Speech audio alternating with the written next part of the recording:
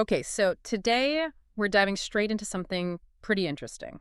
The meeting point of physical security and really advanced AI. That's right. We're not just talking about cameras recording things anymore. This is, well, it looks like an active intelligence system designed for big organizations, for the enterprise. Mm-hmm. We're going to unpack this integration between the AlphaVision AI platform and some pretty heavy-duty access camera hardware. This is all based on the material you sent over. Exactly.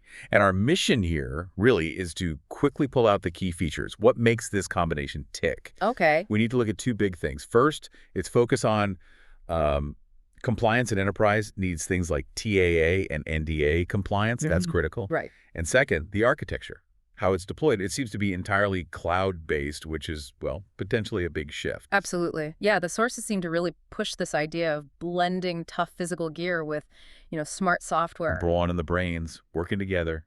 Exactly. The hardware gives the clear picture for the AI to actually analyze. So let's start there. The physical side, the hardware foundation.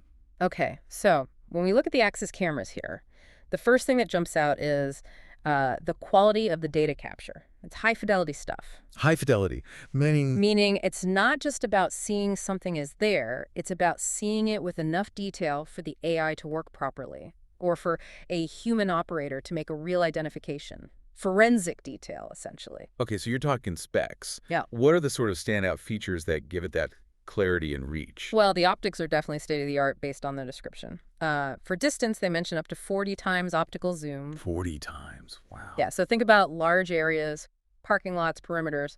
You're not just seeing a blur. You're potentially capturing, license plates or facial details from quite far off, things the AI can actually use. Right. Makes the AI's job possible, not guesswork. Precisely. And for covering wide, complex areas, like maybe an industrial site, they also talk about 360-degree panoramic views. So no blind spots. Ideally, yeah. It moves away from just having several cameras pointing in fixed directions to giving you a complete sort of environmental awareness from a single point. That optical power is definitely impressive. But for large organizations, enterprise use, the camera body itself has to survive, right? Let's talk durability. Oh, absolutely critical. The sources emphasize these are built tough, rugged, weatherproof, vandal-resistant, designed for 247 operation year-round in potentially harsh conditions. And that's not just about making them last longer, is it? No, it directly impacts the total cost of ownership. Think about it. Every time a camera goes down because of rain or dust or someone hitting it, It's a security gap. it's a gap, and it costs money for repairs, for maintenance crews. So building them rugged from the start is meant to minimize all that hassle and expense. Yeah, that makes sense. If you're putting hundreds of these out across a big campus, maybe somewhere exposed, that physical toughness is non-negotiable for reliability and, like you said, compliance in some sectors. It forms that reliable base layer of data capture. Okay, so once you have that steady stream of high-quality video from the Axis hardware, then the AlphaVision AI platform steps in. Right. And this is where that raw data gets turned into, well, hopefully, actionable intelligence almost instantly. Okay, let's unpack that bit. This physical AI platform. The sources seem to really highlight features that save people time, avoiding endless video scrolling. What are the specific tools here? The big one they push for efficiency is something called magic search. Magic search. Oh, yeah, you know the pain, right? Trying to find a specific, 5-second event in days' worth of footage. Oh, yeah. Hours of your life gone. Exactly. So magic search basically indexes the video based on attributes, things like the color of clothing, object types like car or person, direction of movement. So instead of scrubbing through hours, you can just type in, show me all the blue cars driving north yesterday afternoon. That's the idea. Basically, applying a search engine concept to your physical environment's video feed is a huge time saver for everyday investigations or checks. Okay, that's neat. What else beyond just searching? Well, the standard but essential security features are there too. Things like intrusion alerts, immediate notifications if someone crosses a boundary. Standard, but you need it. You absolutely need it. And also license plate recognition, LPR. That's pretty crucial for things like automating access to parking garages or tracking vehicles and logistics or securing restricted zones. Got it. The sources also mentioned something called the AI inspector. That sounds a bit different, maybe more autonomous. Yeah, that phrasing suggests it's doing more than just reacting to basic motion or recognizing a plate. AI inspector implies it might be using learned patterns to spot anomalies, or maybe it's configured to watch for very specific events. Like what? Maybe monitoring if safety procedures are being followed in a specific zone, like checking for hard hats, or constantly verifying that a critical access point remains closed and hasn't been tampered with. A more specialized, focused kind of monitoring. Okay, so that whole suite of tools, Magic Search, Alerts, LPR, AI Inspector, it gives the security team a much faster, filtered view of what's happening. Real-time intelligence is the goal. But having all this powerful monitoring, it needs to sit within a framework of trust, right? That's Especially for big companies or government use. exactly. Which leads us straight into the compliance aspect. This seems very much aimed at the high-end enterprise market where that's non-negotiable. Yeah, the system claims it's built specifically for compliance. We keep seeing TAA and NDAA pop up. For listeners who might not be deep in procurement, what's the big deal about those two? Why are they so important?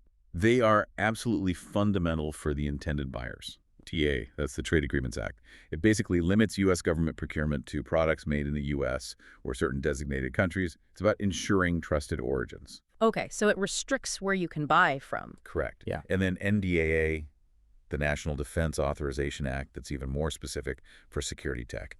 Section 889 of the NDAA explicitly bans federal agencies from buying or using certain telecom and video surveillance equipment from specific companies, mainly from China, due to national security concerns. So having TAA and NDA compliance isn't just checking a box, it's like a passport. It allows you to even sell into government contracts, critical infrastructure projects, places with really high security standards. Exactly. It signals supply chain integrity and trustworthiness. It's a huge differentiator in a market that's, frankly, very sensitive about where its security tech comes from. Makes sense. But, being compliant is one thing. What's really interesting in the material is this shift they talk about from just recording things passively for later review to taking proactive action. They use the term proactive deterrence. Proactive deterrence. Okay. So moving beyond just reporting, hey, something happened, to actually trying to stop it while it's happening. That's the concept. How does the system actually help with that? How does it enable that real-time response? Well, it seems to go beyond just sending an alert to a guard's phone. They talk about integrating with IP speakers. IP speakers. So loudspeakers. Yeah, network-connected speakers.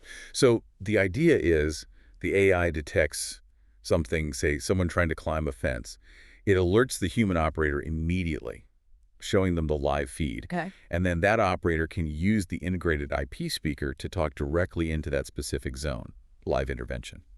Whoa, okay, so it's not just a generic alarm blaring. It could be a real person's voice saying, hey, you in the blue jacket by the loading dock, you're on camera, leave now. Precisely that. That immediate, direct, vocal warning. That's the deterrence part. You're intervening right then and there. That feels like a pretty significant shift from traditional CCTV, just recording silently. It really is. It combines the AI speed, the human's judgment, and a physical response, the voice all in one system.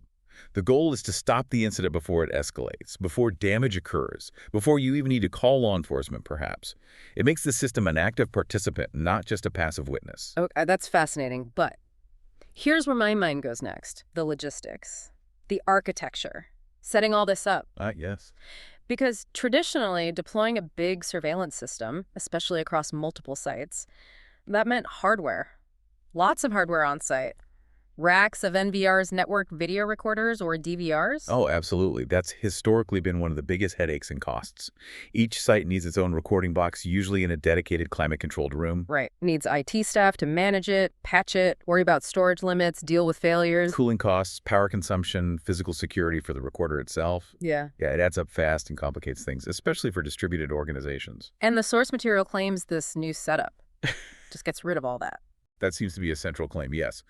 They explicitly state no NVR or DVR required. No NVR or DVR at all. That's what it says. The system is designed as fundamentally cloud-based.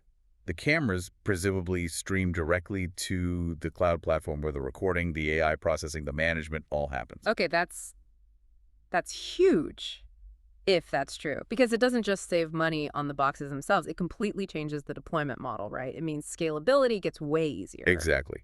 If you want to add surveillance to 10 new retail stores, you don't need to budget for 10 separate NVR installations, server closets, local configurations. You just need power and a network connection for the cameras at each site. That seems to be the implication. It transforms the setup at the edge, at the actual location, from a mini IT project into something much closer to just plugging in a smart device. Plug and play is the term they use, I think. Yeah, they describe the setup process as being deliberately fast and simple, designed to minimize the burden on IT teams. They actually break it down into 4 steps. Okay, walk us through that. How quickly could a company potentially get this running? So step 1, install some specialized firmware onto the Axis cameras. This presumably makes them ready to talk directly to the AlphaVision cloud. Okay, a software tweak on the camera? Step 2, connect the camera to the network. Standard stuff gets it online so it can reach the cloud platform. Right. Step 3, auto-discovery. The cloud platform automatically finds and registers the newly connected cameras. No complex manual configuration needed for each device, supposedly. Okay, that saves time. And the final step, the AI part. Correct. Step 4 is just enabling the AI features you want for that camera or group of cameras, magic search, the LPR, intrusion detection, whatever, right from the central cloud interface. So you could manage the intelligence for cameras across hundreds of sites, all from one web dashboard. That's the promise. Centralized management, configuration, and updates. Which again, drastically cuts down on the ongoing maintenance effort compared to managing hundreds of individual NVRs. It standardizes security across the board. Okay, wow. Let's just quickly pull the main threads together then from this deep dive. Sounds good. We started with the hardware, the Axis cameras. Robust design, weatherproof, and that powerful 40x zoom providing the clean data. The essential foundation. Then we unpacked the specific AI tools from AlphaVision Magic Search for finding things fast, LPR for vehicles, those intrusion alerts, and the AI Inspector for specialized monitoring. Turning data into insights. We covered the importance of compliance, TAA and NDAA, establishing trust and market access, especially for enterprise and government. The credibility factor. And just now, crucially, the shift in architecture. Fully cloud-based, no NVRs or DVRs needed, enabling faster, scalable deployment via that plug-and-play setup. Simplifying the logistics massively. Yeah. Yeah, it really seems like the whole package is designed to tackle that core tension in modern security. Needing really sophisticated capabilities, but also needing it to be manageable and affordable to deploy everywhere. Right, high-tech intelligence without the traditional high-complexity infrastructure. That seems to be the goal. So, thinking about where this could lead, here's a final thought for you, our listener, to consider. Given this claim, this ability to use IP speakers for live intervention, moving surveillance from just watching to actively talking back, trying to deter incidents in real time, what new challenges, maybe logistical or even ethical questions, pop up when a security system isn't just alerting people, but is actively part of the immediate response, especially in sensitive places like critical infrastructure? How does that change the operator's role or the public's perception? That's definitely something worth mulling over. The implications of proactive talking surveillance systems are quite profound. Indeed. And just to cover all the bases from the source material, it does mention that for anyone interested in seeing the system in action, they can sign up for a free demo over at alphavision.ai.